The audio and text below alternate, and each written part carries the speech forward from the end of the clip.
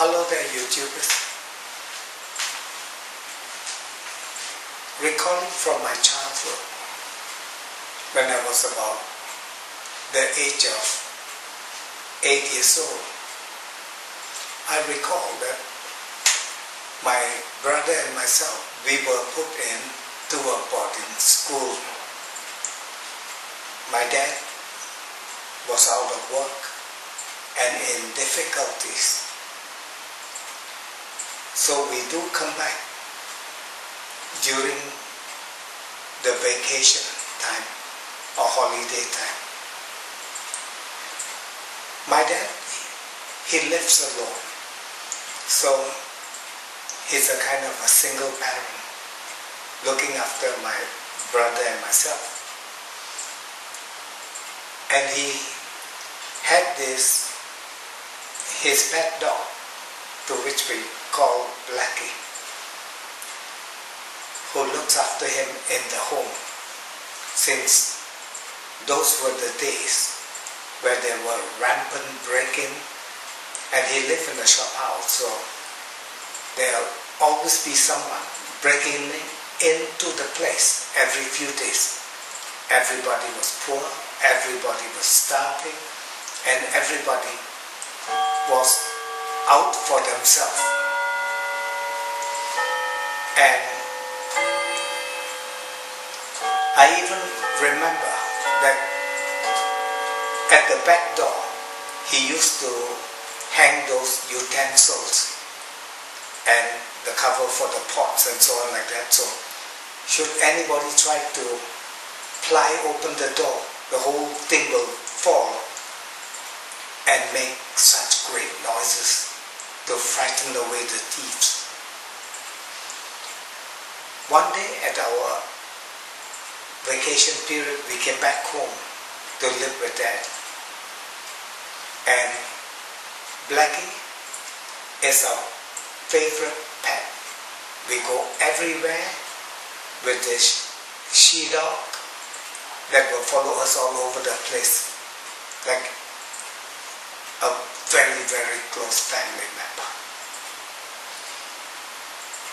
Dad was also intermittently having work, which most of the time have not got any real job or income.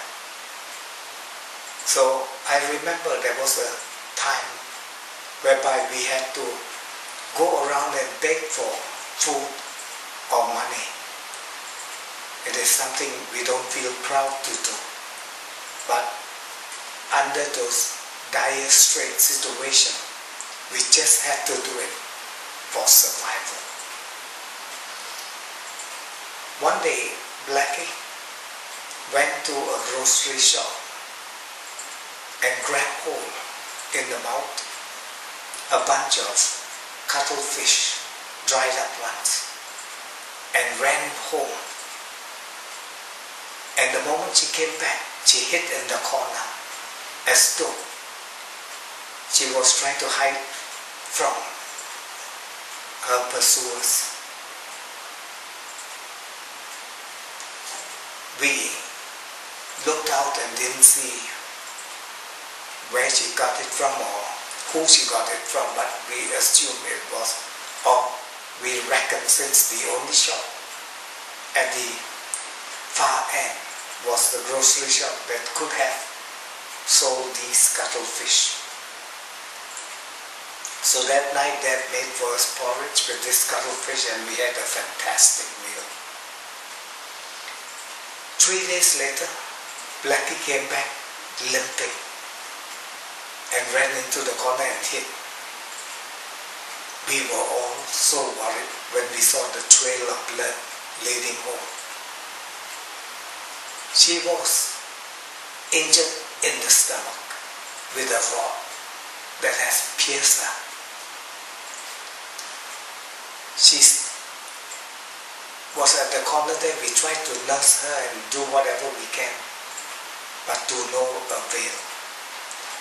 That very night, Blackie passed off. We were around her. It was something like 8 to 9 in the night.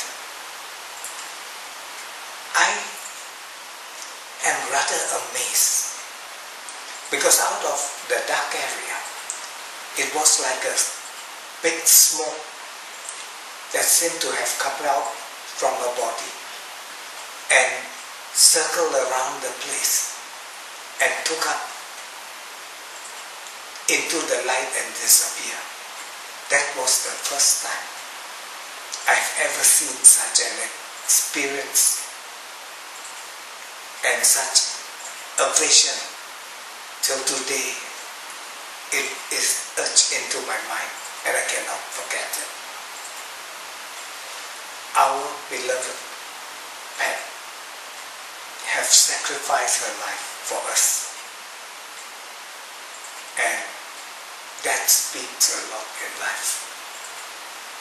Even human beings for one another would never really go to that extent, but this pet was fantastic. I saw in my dad's chart he had the 6th house lot in the 5th. So 6th house rules pet and 5th house rules some pet that would dedicate themselves, their love for him. And if you have a 5th and 6th house lot exchange, you could go very well with animals, whether it's the most fiercest one or a domestic pet. And if you have Venus in the 6th house, there will be a great love for the animals and dedication. And Jupiter in the 6th house will make you very kind and generous towards your fellow mates or even to those underlings and even pets and animals. My name is Rugdee from the Royal Astrologers.